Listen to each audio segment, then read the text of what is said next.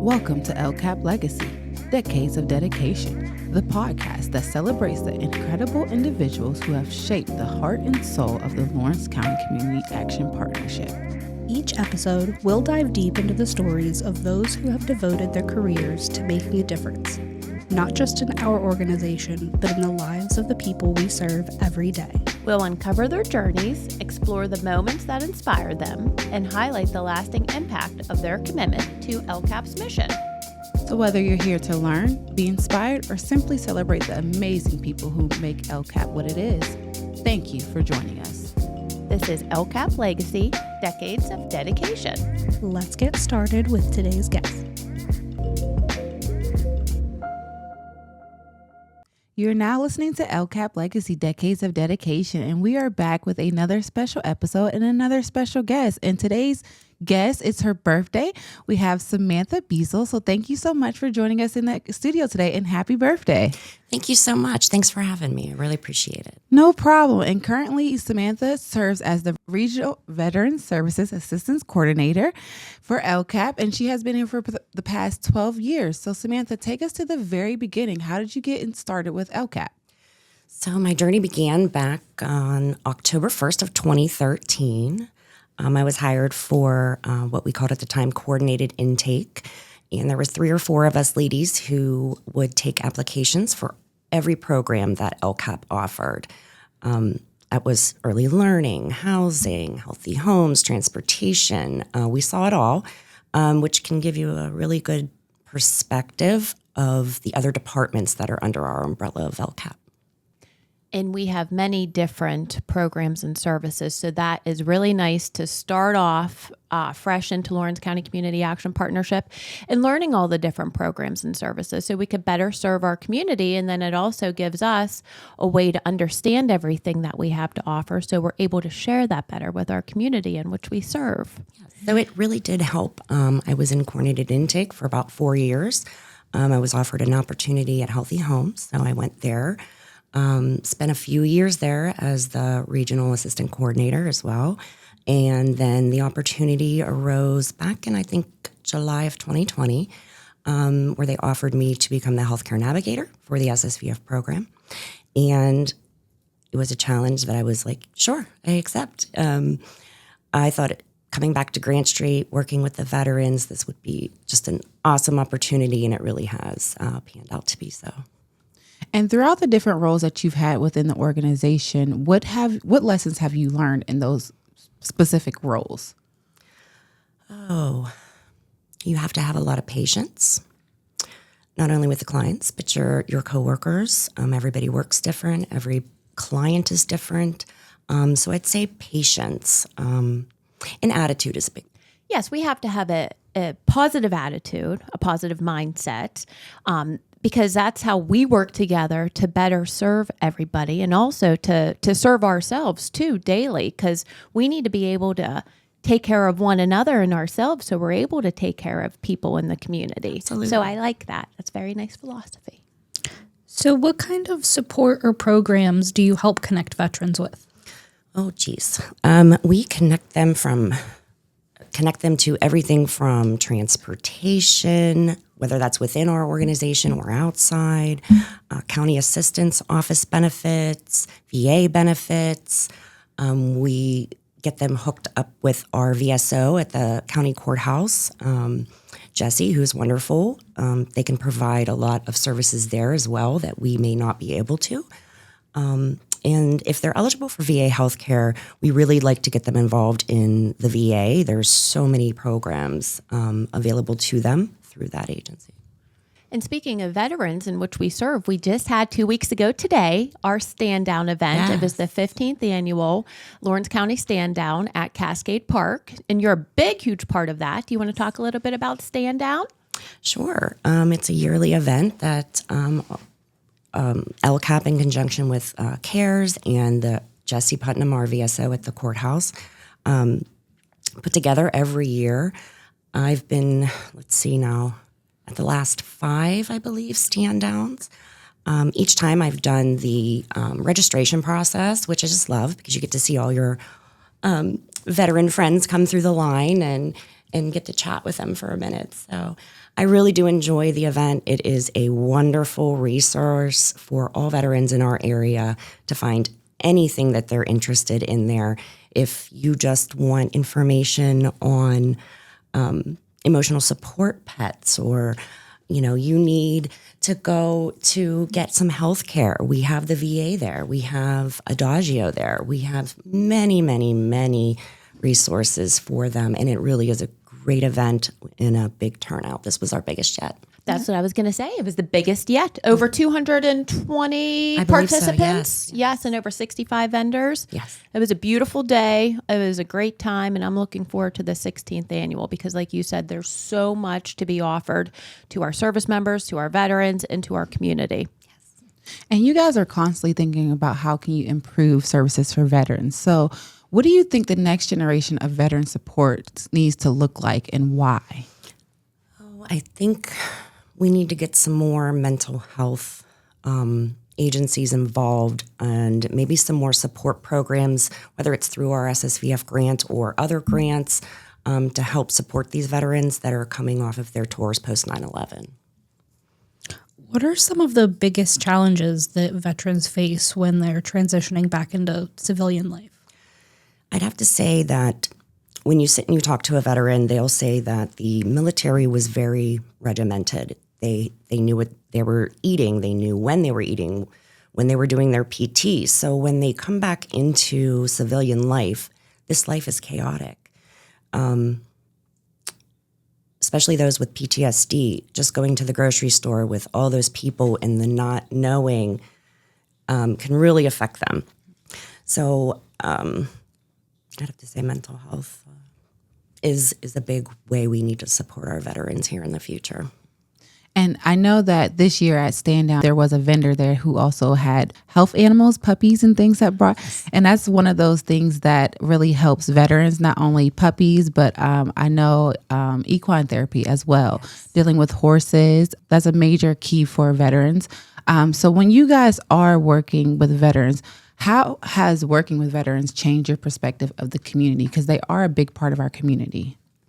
Community is what it means. It's everybody for the one common purpose, and we can't do it alone. So we rely heavily on our community partners, rely heavily on our VA, just so that we can get all hands on deck to help our veterans. And is there anything that you've learned from our veterans that we work with that has really stuck with you? I would say they just want someone to listen. They want someone to just sit there and listen and not judge, and take the time with them. You need to build a rapport. They need to be able to trust you, because if they can't trust you, you're not going to have a good outcome. And that's with everybody that we serve too. We've had a lot of different guests on saying the same thing. Is there anything that anybody does different that, makes it easier to be able to connect? And it's just like you said, that rapport, that trust, that knowing that somebody's there to listen, to be an open. We have fabulous people here. Yeah. Our case manager, Amber DePorzio, is wonderful with her veterans. She has a very good rapport with them, knows how to engage. Some other people who are really well at that is Lori McLaren. She's another one who is just amazing. So we really do have a good group of people. We sure do. You've had many different roles within the organization, and throughout your time, has there been a story or a person that has really stuck to you and made you feel like the work that you're doing here really matters? I would say it was a veteran that I did have a small caseload at one time. I won't mention names or anything, so we don't want him to get embarrassed. But he was the one who told me that I listened. If you didn't listen, I wouldn't have such a good outcome. He said, you listened, you didn't judge, you just encouraged. And I try to keep that into the back of my mind anytime I engage a veteran. Just listen. And what are some resources or benefits that a lot of the veterans maybe don't realize that they're eligible for? I would say the VA healthcare is the biggest. We find a lot of veterans that come through here that are eligible for it but have not signed up, haven't looked into it because, they might have had a bad experience, or someone told them about their bad experience, so now they're turned off to it. And then on the flip side, I would say not every veteran is eligible for VA healthcare, and that's a misconception sometimes with other people. They think that all veterans are eligible for VA healthcare. And looking back, how has working closely with veterans reshaped your own definition of resilience? Well, you see these veterans at their lowest point, and when you give them those encouragement, you give those referrals out, and you help them along their journey, and you see them coming back, you see them getting stable work, you see them paying rent, you see them doing all the things that society's doing. That's the definition to me of resilience. They bounce back. So our Veterans Day Parade in Newcastle will be hosted this year on Saturday, November 8th at 11 o'clock in downtown Newcastle. So if anybody's available, stop down, check it out. It's a great event, and it supports our veterans. And I'll tell you what, our veterans that we have here, they love to see us out at events. So if you're able to come, they'll probably recognize you and say hello.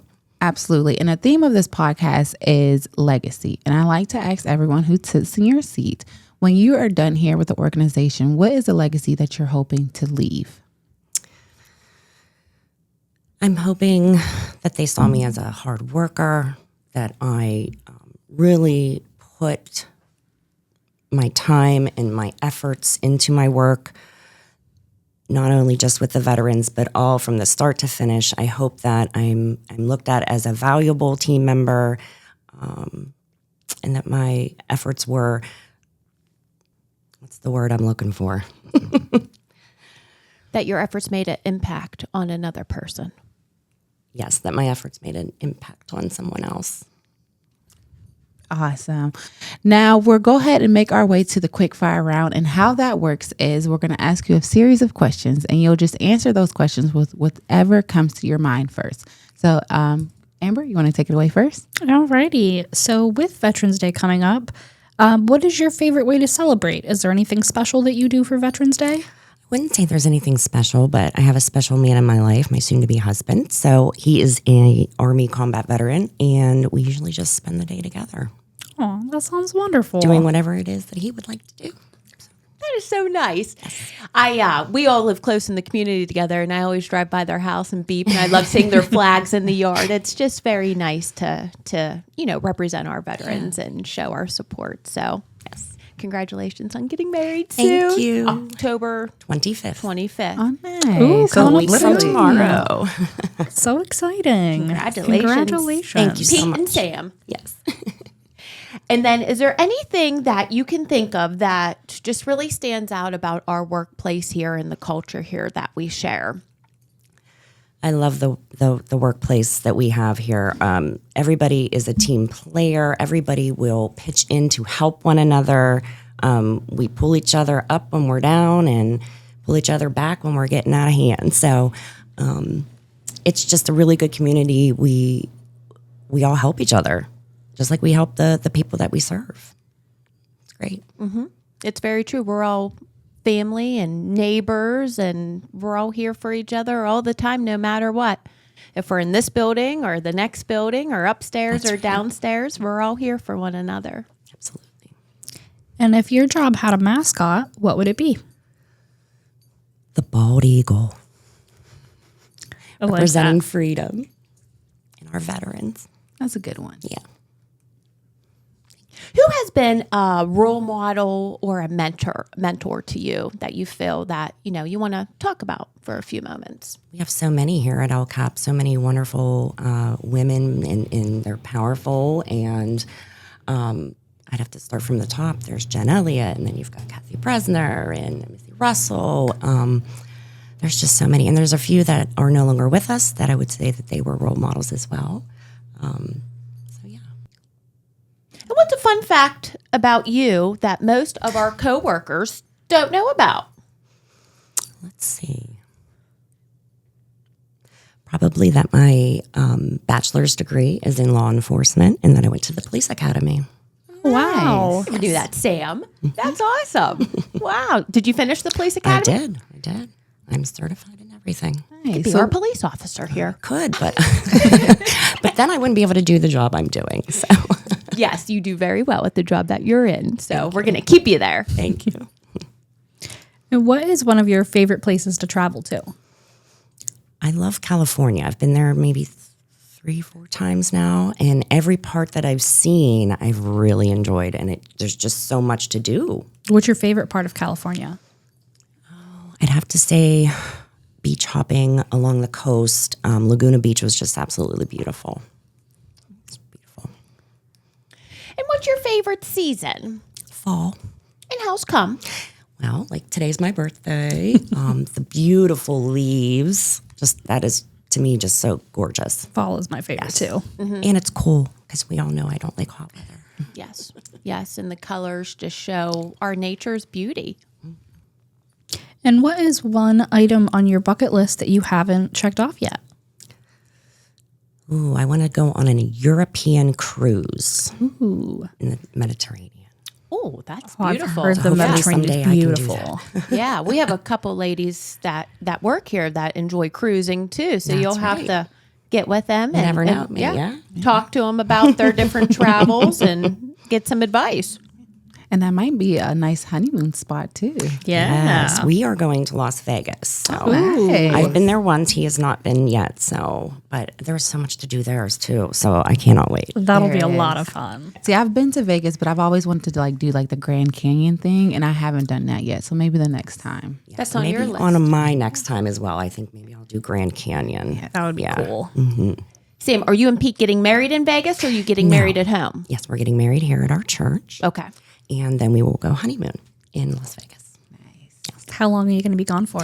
A whole week. Nice. That'll be very nice. Yes. Can't wait. Good. And we always were a big group of people here who like to eat. And so we like to talk about food and the different types of food. So where's your favorite restaurant in town? What do you like to eat? I have a few, but my top ones, Mangino's, because I love their pizza and their chicken salads.